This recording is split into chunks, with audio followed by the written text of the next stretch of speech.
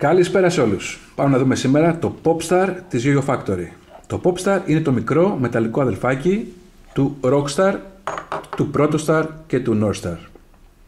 Είναι μεταλλικό, φοράει bearing C, πάμε να το δούμε, το οποίο του δίνει μεγάλο spinning και για response έχει slim pads, τα ίδια που φοράει και το 888.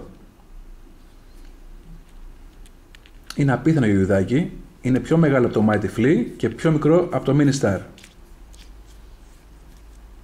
Το βάρος του είναι 66,5 γραμμάρια, ενώ για να το μετρήσουμε θα χρειαστούμε τον επαγγελματικό χάρακα του Yo-Yo GR.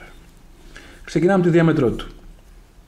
Η διάμετρός του είναι 43,8 χιλιοστά, ενώ το πλάτος του είναι 32.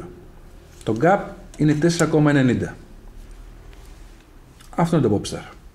Χωρέας τσέπη σου, το έχεις μαζί σου παντού, κάνει για grinds, κάνει για string tricks, κάνει για να παίζεις και να χαζεύει ο κόσμος.